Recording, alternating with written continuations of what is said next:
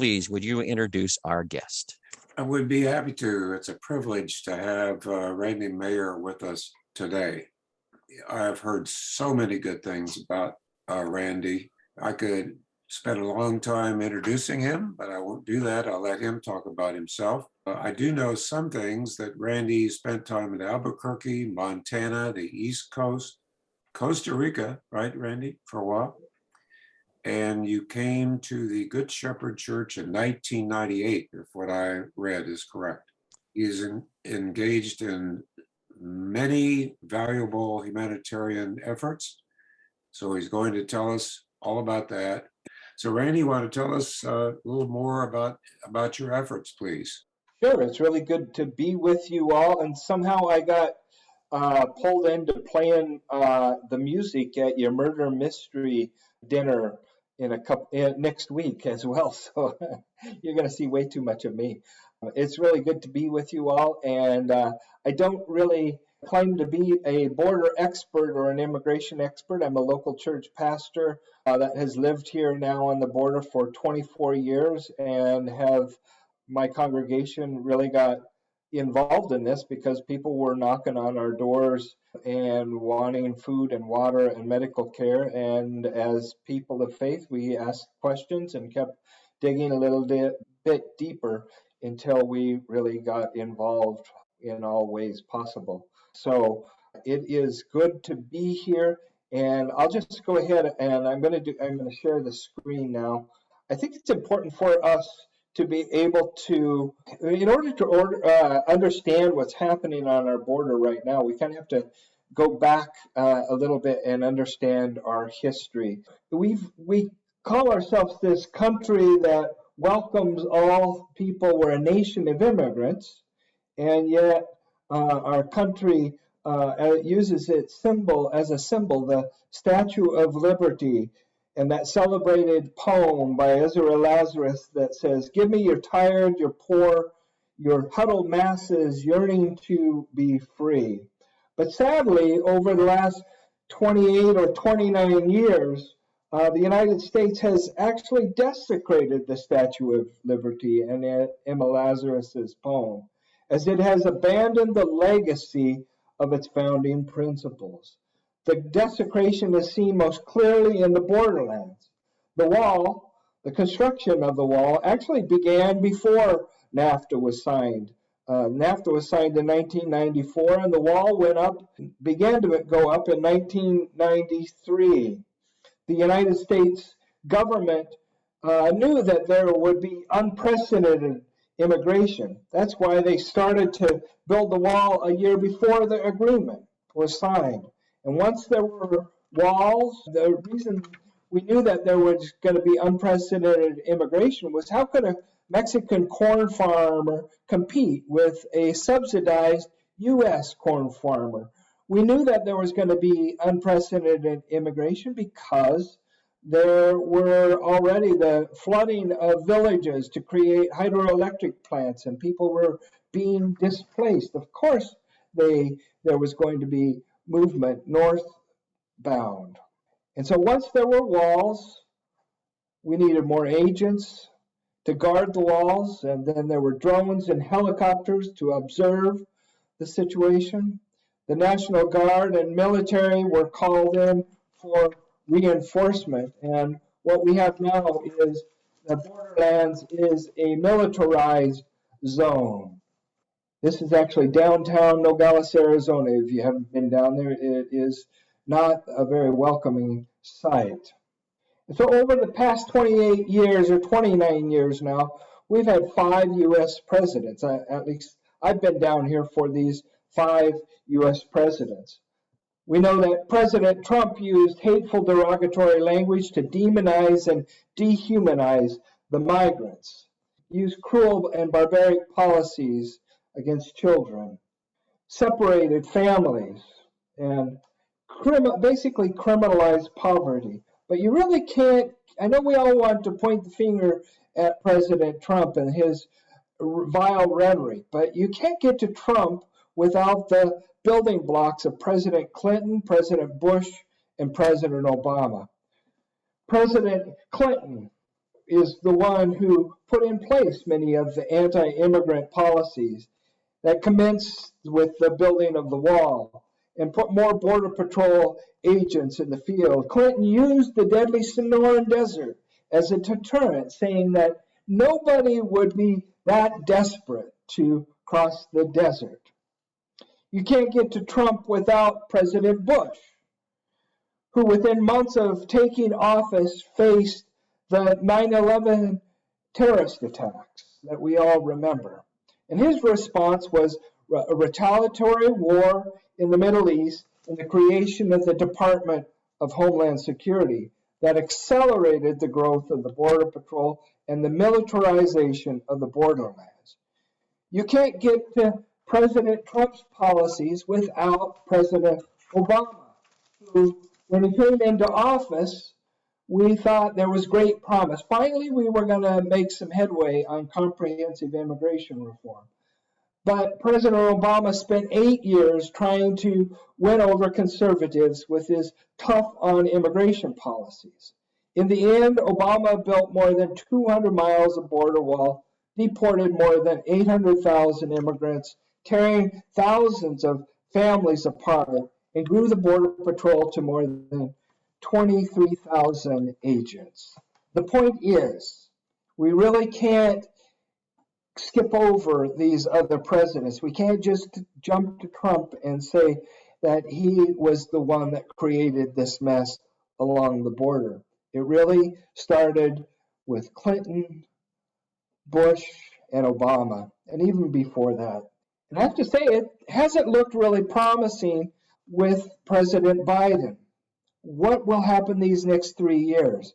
In many ways, President Biden has just kept in place. He's kind of softened the language, but kept the exact same policies of President Trump. And we all expected so much more. The United States has been on a security binge for the last 29 years. And that has created the cruel and chaotic immigration policies and the out-of-control Border Patrol agent organization. Today, we have more than 60,000 Border Patrol agents and interior enforcement personnel. We have more than $18.2 billion a year budget. The Border Patrol acts with little oversight, accountability, or transparency. They have extraordinary powers. And what we've also learned just in the last, we've always kind of known this, but in the last couple months, it's really been uncovered. The Border Patrol has a special force that goes out, and when somebody is murdered or something really traumatic happens on the border, they actually have a special force that goes out and it does an investigation and shuts down the local law enforcement from getting in and participating in the investigation, which is really scary for our border communities, that the Border Patrol has that level of power to go in. And in many ways, we believe that they're going in and kind of getting rid of any sort of evidence that would make the Border Patrol look bad or make their agents eventually turn up guilty in a trial. So the Border Patrol has been militarized. Over 5,400 children have been separated from their parents. Thousands of migrants today are waiting in Mexico to apply for asylum. And that's because President Biden has continued Title 42, which is kind of a rarely used health ordinance to shut down the border from folks coming up into the United States. And it's just along the southern border. And we also have the Remain in Mexico policies that were started by the Trump administration, which requires that the migrants, as people coming up to ask for asylum, have to wait in Mexico to process their asylum claims, which is very, very dangerous for them. There continues to be raids by ICE agents that are terrorizing the affected communities. And there's over 50,000 detention beds, usually in private prisons. We have 800 miles of border wall that have created enormous environmental destruction. These are places just within 30 miles, 40 miles of Green Valley, Sahuarita, down by Sasabe. Just incredible destruction. In fact, over in Cochise County, during Biden's swearing in ceremony, his inauguration, they were blasting through the mountain out there, and they knew that that wall would never be complete. But the destruction, the environmental destruction that the contractors were doing was just absolutely heartbreaking. This is right out by near Sasabe in the borderlands. All the waste. Trump wanted a 30-foot wall, so they tore down the 20-foot wall. Just absolute destruction. They never could get through that mountain. It's heartbreaking. And so the U.S. is in the middle of a colossal crisis. The truth is that the U.S. perpetual immigration crisis has taken years, if not hundreds of years, to create. The roots are in our colonial history of raping and pillaging other countries. We had this evil theology of manifest destiny and the Monroe Doctrine. In the mid-19th century, there was this incredible westward homestead movement in the United States. Let's move west. And it happened right after the Civil War. It was almost a release. We couldn't deal with our racial history, and so people just moved west instead. The first 2 centuries of the United States was really built on the back of black slaves. That's what this economy, the U.S. economy, was built on. The second half was built on expansion to the West. And in order to do that, we had to have the Mexican-American War, which we literally, in my opinion, took over this. It was basically a land grab. And, we sit here and we see what has happening over there in Ukraine. In many ways, that's exactly what the United States did back in the 1840s. We want to take this land, let's annex this land, and we did it by just aggressive taking it, which would eventually, at the end of that war in 1848, we had the Treaty of Guadalupe and then the Gadsden Purchase shortly after that. But think of all the gold, silver, oil, and natural harbors that were all part of the land grab. And that's what really the last 2 centuries the United States economy has been built on. You think of California, the massive area of land there and the riches, the sixth largest economy in the world. And so you can understand when people sit here and say, we didn't cross the border crossed us. In the 20th century, then, we had President Roosevelt, gunboat diplomacy, the speak softly but carry a big stick. Basically, the Monroe Doctrine was allow large corporations to move into Latin America, and we'll protect you. We'll consider you our interest. And they just went in and raped and pillaged. Many estimate the United States has had into Latin America over 70 interventions. Many of those were in the Northern Triangle. In fact, about 10 years ago, the United States supported the overthrow of a democratically elected president in Honduras. And that president right now is in jail, in prison, and is going to be extradited to the United States. But the United States put that man into office, and he's been corrupt. His brother was a drug lord, and thousands and thousands and thousands of people from Honduras have ended up on our border because the United States supported that overthrow of that government. We also, that in the 80s, 70s, and 80s, there was this big fear of that communism was going to come in through our back door, through Nicaragua and through El Salvador. And so we just massively supported these horrible governments in Latin America that just stole money and created poverty. We helped do that. And then we also created this war on drugs. We don't want to deal with the drugs here in our country. Why are people taking drugs? We would much rather fight it in Latin America, in Mexico, in Colombia. We don't want to get to the core of why people in the United States want to numb their lives so much, which is really the core issue in the war on drugs. The truth is that the United States was in the business of coddling dictators and oligarchs so that U.S. corporations could make huge profits. And immigration north became the only answer for many that were trying to escape the violence and the despair. And that was back in the 80s. It continued in the 90s.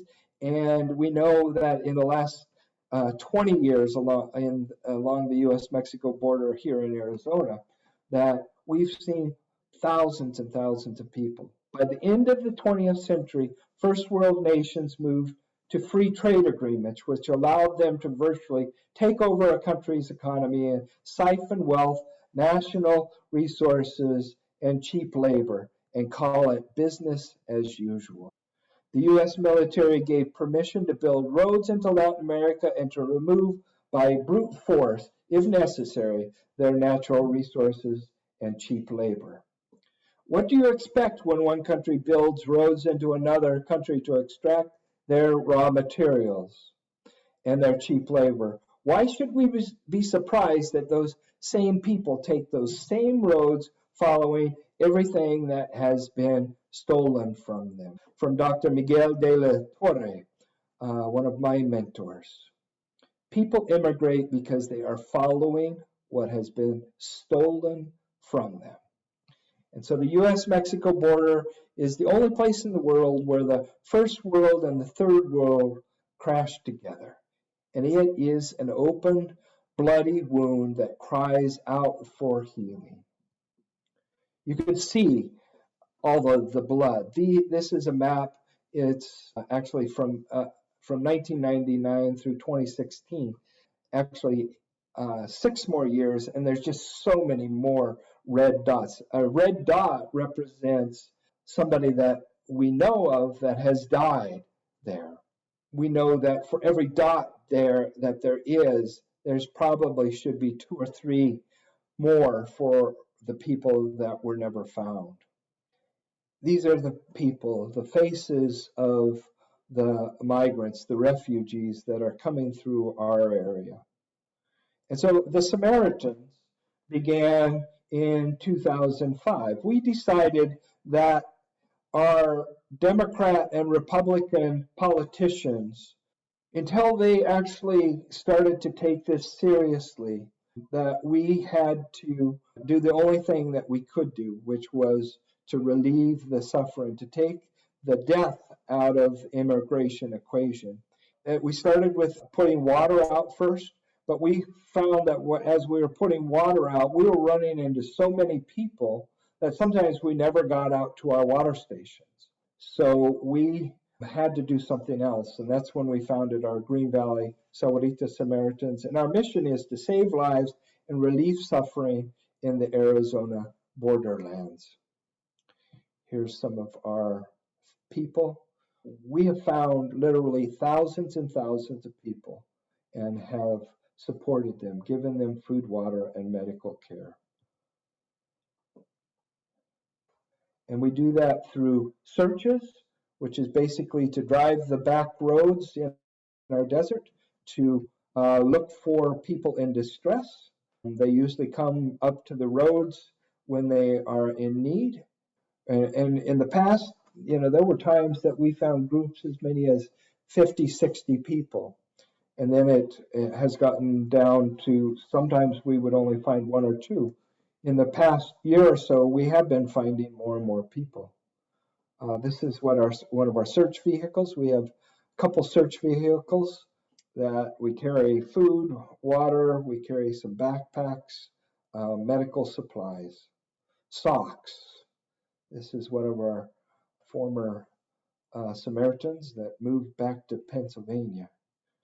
We also put out water on the migrant trails. We know that the migrants aren't able to carry enough water.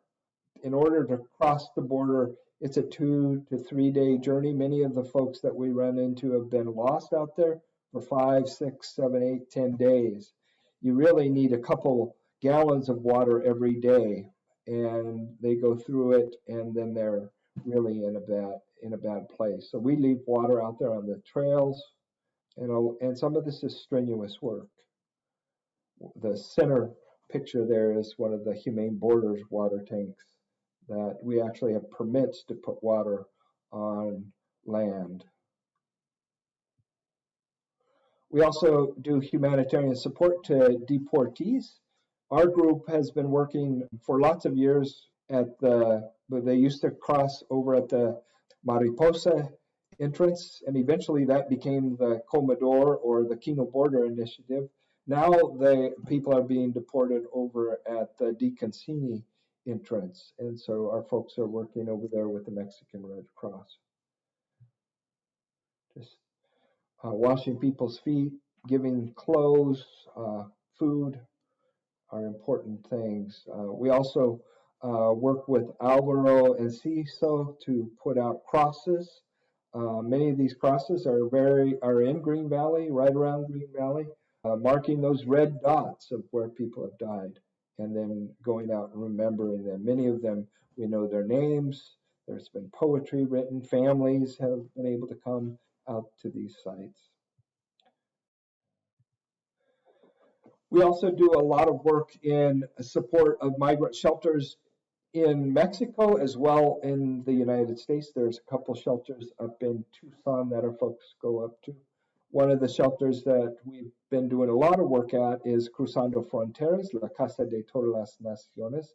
It's a project that's supported by the United Church of Christ, the Episcopal Church of Arizona, and the Evangelical Lutheran Church Synod of the Grand Canyon.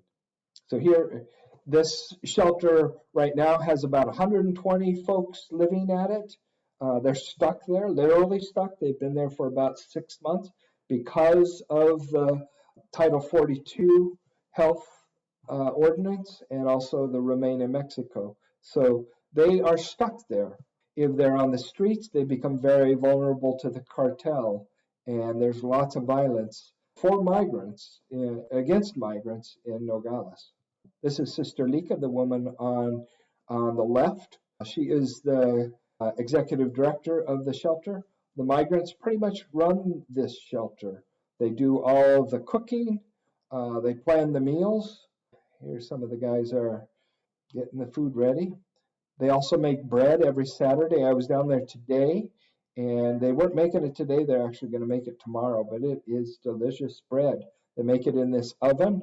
They built this oven, and it's like bringing their village to their community, and it really is. It just brings them so much joy to be able to do their daily activities like they did back home. This is the garden that they take care of. Many of the migrants there were farmers, and so they have an incredible garden. They also are electricians, plumbers, block layers. They really do all of the work there because they do it joyfully because they don't have a whole lot of other things to do during the day. There are some religious services once a week there. One of the things that the women and many of the men, they've been making these bordados tortilla cloths that they make. And then Valerie James, the woman on the right, has been able to put a Etsy site on the internet. And so they're able to sell these and make some money while they're there to just support themselves a little bit. There's also an accredited school at La Casa. Not only for the junior high and high school kids, that's these folks here, but also for the primary school kids. We've had 18 births at the shelter, and so this is one of the mothers. And this is a joyful day. This was probably 7 or 8 months ago. There were some expedited asylum processes, and we were able to cross over from our shelter 260 or I think there were in Nogales there were probably 700 or 800 people that were actually able to cross legally into the asylum process from Nogales. But that's been all shut down for the last 6 months. And what I'm hearing is it may open up again in about a month. And so these are the lawyers that have worked with the asylum seekers, getting their papers all ready, and then it's a joyful day when they're finally able to cross legally into the United States. These last two pictures, this is my brother-in-law, or my cousin, my wife's cousin's husband that is a theater person. He does mime, he does puppets, and he came to do some workshops with the kids. They all made these Muppets and did a big show. And he's the one in the mime there. And then he did this great mime. And it's great to see the children laughing and the parents enjoying themselves because they've been through so much. Many of the women, their husbands have been killed. One of the men there was a police officer in Guerrero. He had to leave because of the cartels. There's just so much joy in this picture to see all of the pain disappear for a little bit and to have some joy and some happiness. And these folks will all be coming into the United States eventually as asylum seekers. And so we need to do our best to take care of their physical, mental, spiritual needs as they are there and they get ready to cross. And so that's my presentation. I'm all ready for questions. And I know there's a whole lot of Samaritans and other folks that are on that can answer these questions better than I, but I'll do my best. Well, Randy, thank you very much. There will be some questions and some chats, but right now I am curious about, could you describe the difficulty that someone would have from traveling, let's say, all the way from, let's say, Honduras or way down in Central America to the United States? What are some of the problems that they might be facing? Yeah, well, first of all, the reason they would be leaving is because of gang violence. And they're, maybe that their kids, that the gangs have said, we're going to take your kids into the gang. Or, they haven't been able to pay a quota. So that's their fear is that the gangs are going to be following them. And so that's, just getting across the border and trying to get on their way is important. All the borders are very dangerous. There's just lots of people that are trying to take advantage of them. So they really don't have any security. So they're in Mexico as somebody coming from Honduras or El Salvador. They could be stopped by the police. They don't have any legal permit that they are there. And so they could be put in jail and deported or from Mexico. So there's all of those fears. They have fears of the police, that the police are going to take advantage of them, that the police are going to hand them over to the cartels. So that is happening all the way up. And then that's why they try to travel in these caravans. These caravans are a way for them to put enough people together so that the gangs or the cartels or even the police or the military won't harm them. And as a big group, they'll be able to protect each other. So all of those fears, they really don't have much money, and most of them are not getting connected to their coyote or their smuggler until they're in Hermosillo or up into Altar, which is just 60 miles down across the border. And so just to get that far is they're always going to be taken advantage of. They're always going to be vulnerable to anybody and everybody. And the local people are helping them, but there are local people that are tired of the migrants coming through their community and always needing resources. So those are all very difficult. There's all of that. So when they finally arrive at the border, they're pretty beaten down, and then the border communities are really hard on the Oh, migrants. sure. And they might have walked for weeks and months to get here? Yeah. So to get up here, they would. The other big fear is riding the La Bestia, which is the train. Many of them will ride it, but it's very dangerous. And yeah, so there's just a whole lot of things. I've heard. I think I've heard hundreds and hundreds of stories of the terror that they go through to get this far. Okay. George has a question, and then And I have yeah, some. from what I understand, the Title 42 was originally set up for or by the CDC to try to control some of the communicable diseases that we're coming across. I mean, that's their reasonable excuse. Mhm.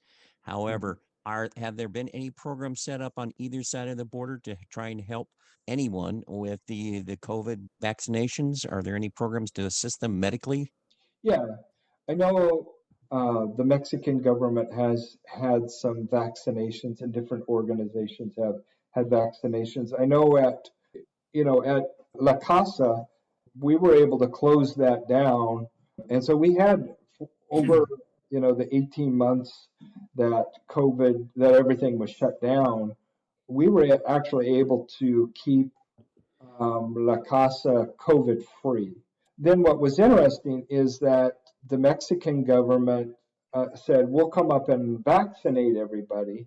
But the vaccination was it was the China vaccination, which is not acceptable in the United States. And so Sister Lika said, no, we can't let these people asylum seekers can't get the Chinese vaccination because then that won't allow them to go into the United States. And in order to come into the United States, they do need to have a COVID test. I'm not sure if they need the COVID vaccination, but they need a COVID free test. Okay. Mike, I'll get to you in a second, okay? But I got to read a couple of chats. Here's one for you, Randy. Do our congressmen and women know how we interfered in the politics of Central and South America? Yeah, that's a good question. You know, I don't know what their education is. I would hope most of our politicians would be educated on that stuff. But as we know in our schools, we don't always teach a real full history of the United States. We want to make, for somehow in this country, we want our people to think that the United States has never done anything wrong. And I believe it's important that we learn from our mistakes. And we've had some massive mistakes.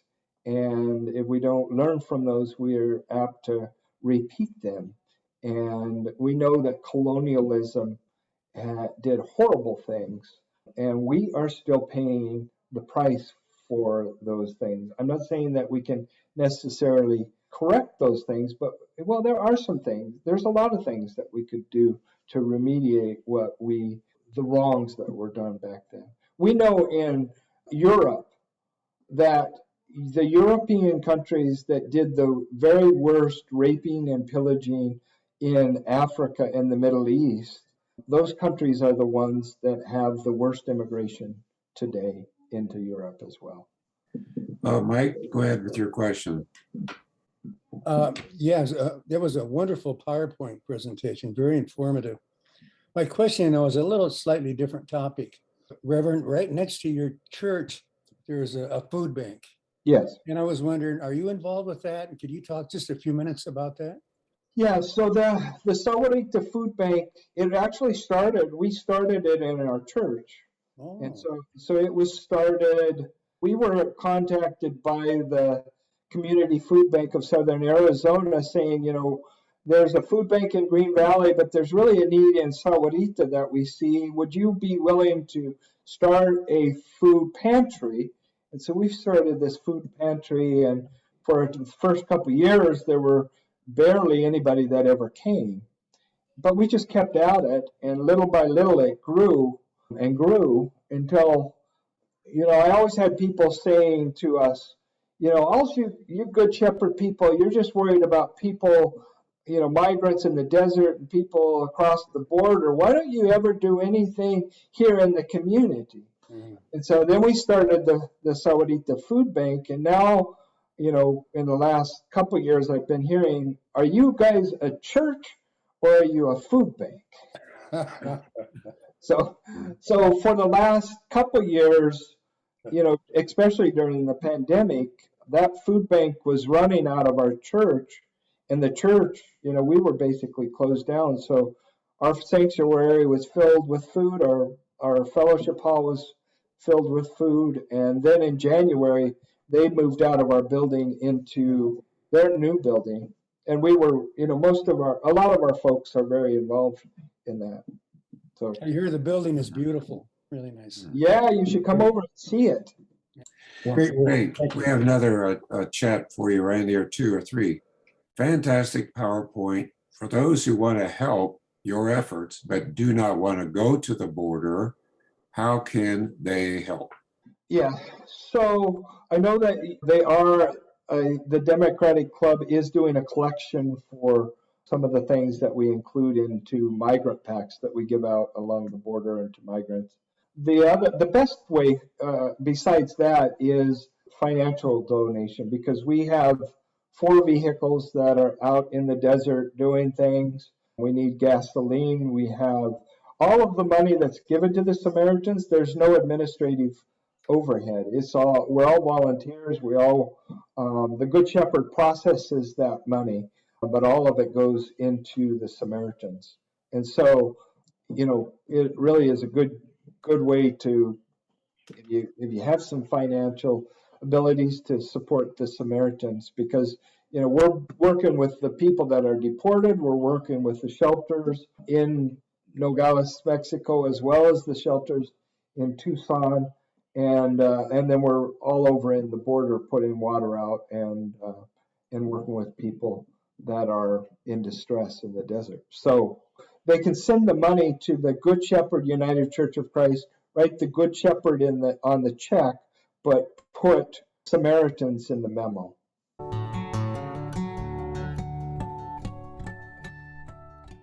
And maybe I'll also put your email in as a contact too.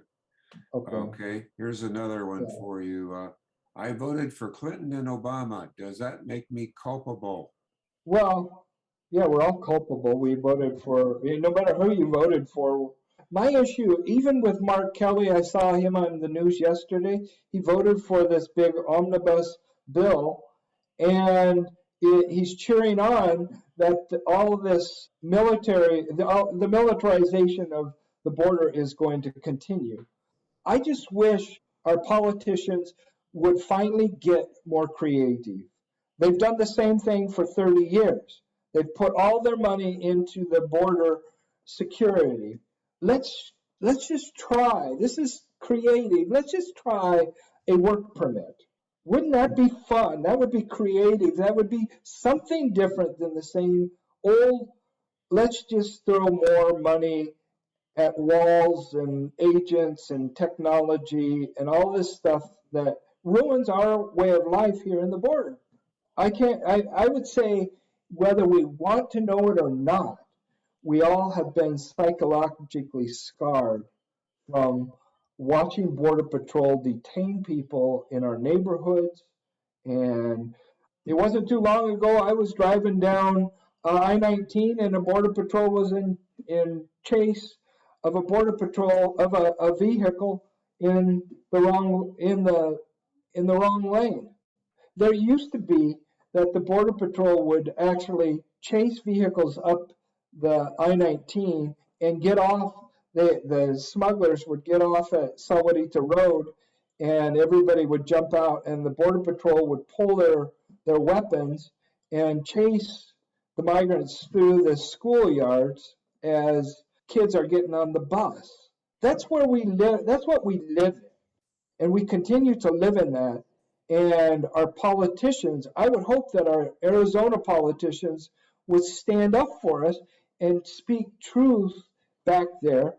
But Mark Kelly and Kristen Sinema are cheering on. Look at we get more border patrol and more agents and more walls and all this stuff. Why aren't they working for a comprehensive immigration reform? Something if they don't push it, who will? So people can work at least, work permit or something that, like you suggest. George, you had a question. Go ahead. I just I'm want to sorry. support what Randy was saying. We are, the Green Valley Dems are making collections of the fruit cups, the granola bars, and the Vienna sausages at headquarters. So please pick those up, bring those by, and let's support them. The other question I had was, there are a number of advertisements going on TV right now to let's secure the border, let's secure the border, let's secure the border by sending National Guard troops. I've never found National Guard troops along the border to be any helpful. In fact, they're more hindrance. I lived in El Paso, Texas for a number of years. And so have you seen anything that has changed the border community by sending National Guard troops to the area? No, I mean it hasn't helped anything. In fact, I read an article where the National Guard members that were on the border were writing horrible reviews of what they were having to do and what a waste of time it was, and that it actually was demoralizing their troops to be on the border. I also feel for the Border Patrol. I think they have a horrible job, but the politicians are the ones that are telling them what to do. And you can't tell. Yeah, I've talked to tons of Border Patrol agents, and we've tried to tell them, well, why don't, when all these senators parade down here, why don't you tell them, why don't you guys do something else? Do something other than just throw money at the border. Why don't you try some other things? And that's just not what they're going to do. They all know it's a waste of money. Yeah, when I was living in El Paso, they had work permits back in the Yeah. 70s, and they would actually take buses and pick up workers at the border and take them out to the different areas. Has that all work permits stopped entirely? No, there's still a lot of work permits, but it's not, they're very specialized. And the agriculture work permits are it's a small number. Small number nowadays. Yeah. The high tech work permits, there's a lot more of those. And at any rate, it's very frustrating to be here for over 24 years and see these are the same conversations we've been having for 24 years. We have to get to a different place. And I'm sorry that our country is so rigidly divided right now. It used to be, Margot Cowan, a great attorney in Tucson, talks about it used to be that every 20 years or so, there would be a regularization of people's immigration status, amnesty basically, and then we'd move on. But right now, we haven't had a regularization since 1986. Yeah, along those same lines, along those same question, I know Margaret is working on trying to get legal system set up for those in Pima County, and justice for all. My Yeah. question for you is, when you have people that need assistance with paperwork as they're coming across, do you need to be a lawyer to be able to help them process any of that? No. I mean, Margot has a great training program, and she's trained a lot of people in the community to help get all of the information together, and then the lawyers actually will do represent them and check it and all that. That's how Margot's been able to represent all of these dreamers and keep Tucson together. We had a clinic here called Keep Our Community Together that basically did the same thing, and Margot and her group of attorneys were always working with us. So if there are people with legal minds, they always need support.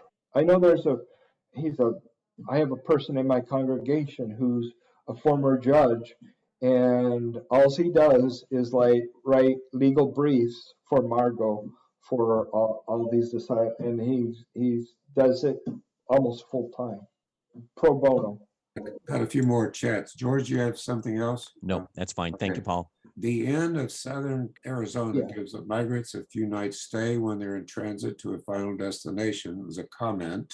Yes. So let me just say a couple things. The Inn of Southern Arizona is a Methodist program, and they do great work. They also run Justice for Our Neighbors, which is a legal clinic along the border and in Tucson. And the Methodists are very supportive of, they run that program, and they're at the border at our shelter in Mexico as well. So they do great work. And then the other one is Casa Alitas, is the Catholic social services program in Tucson that also is kind of the main shelter in Tucson, and then they work very closely with the In Project of Southern Arizona. Excellent. Another comment. We got here late. Could we view the whole PowerPoint someplace? So the answer is, this is going to be on YouTube. Go to the Green Valley Democrat website, and you'll be able to click on a link so you can watch it on the whole thing on YouTube if you missed it. Another one, Randy. What's the best source of information for what is really happening at the border? You know what I would do? There's a couple journalists, Todd Miller is one of them, and he puts out something called the Border Chronicles, and that is by far the best source of really investigative journalism around immigration and the border. The Border Chronicles. Could you repeat his name again? That is Todd Miller. All right, and that would that be in the Arizona Star, or where is? No, he's written a number of books, but you would find him on the internet. Just Google Todd Miller or Border Chronicles. Todd. Okay, good. Okay, Allison Ball has a chat. By law, the U.S. has less than 250,000 temporary work permits issued each year. That's a comment. I would definitely believe anything Allison Ball says. All right. And Carol Chris, can you talk about No More Deaths and what they do at the border, the No More Deaths organization? Yeah, so I was one of, there were a number of us that helped start No More Deaths.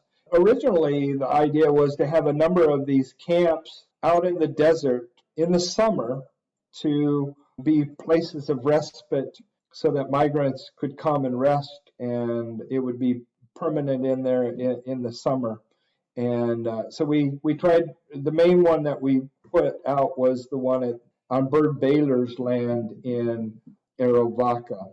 That group has continued to grow and continues to operate that camp. They do a lot of the same humanitarian work that we do in the Arivaca, southern Arizona areas, but also out in Cabeza Prieta and some of the more remote areas.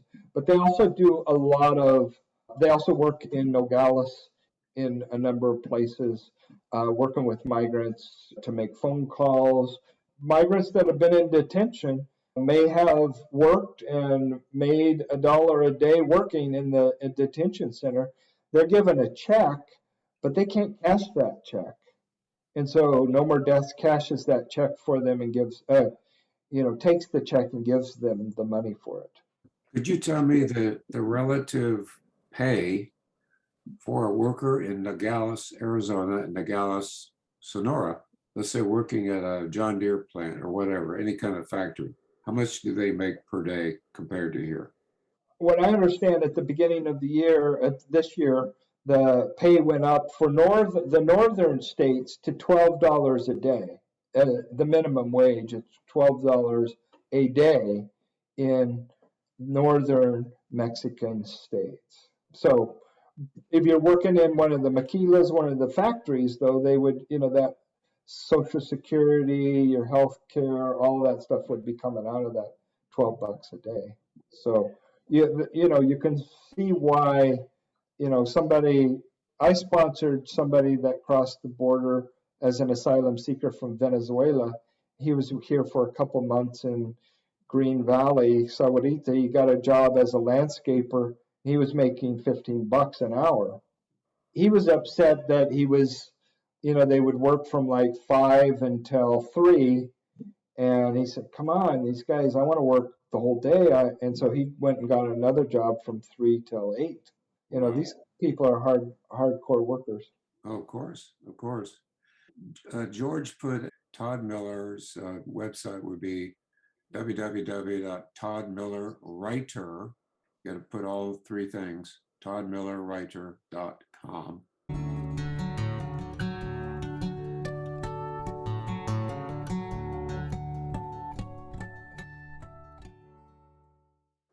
Yeah. And then we will put your address and everything at the end here. Instead of me reading it off, I'll write it out, put it at the end. Let's see. Pat Sharp said, love the Joe Troop concerts at your church. Yeah, Joe Troop. Joe Troop. I just talked to Joe Troop. He's probably going to be coming back in maybe January, February time. Joe Troop is a great musician and had a Grammy-nominated group called Che Apalache. I'm sure, Randy, you are familiar with Luis Urrea. Yes, I am. Who wrote The Devil's Highway. Everybody Yep. should read that. He's written a lot about the border. But he's a great writer, and he's a great interview. If you ever want to look him up, Luis Urrea, look it up on YouTube, and he's a fantastic resource for border situations.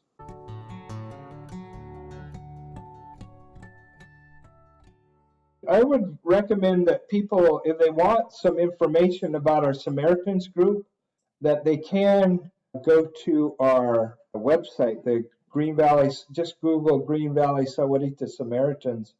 And we have a number of resources and a reading list of writers, and his books are some of those books that we recommend for people to learn. He's absolutely just spectacular writer. Yeah. And The Devil's Highway should be required reading for almost anyone. If anybody else has a question, raise your hand. And we want to thank Randy for his time. It's just valuable, wonderful. As a question, there's a hand. Jaime. Who is it? Jaime. Okay, go ahead. Yeah, Randy, I haven't heard any mention, maybe you have, about Panchito working with Voices from the Border for over 14 years, a former migrant who was deported 14 years ago. Yeah, Pancho and his ambulance, Christina, is a migrant that works a lot in the Nogales area, providing medical care, and he's supported from a group from Patagonia, Voices from the Border, and there's all these different groups and people, but Panchito is one of the very important ones that's working. He goes and provides medical care to the migrants all along the in Nogales area. Thank you. Yep.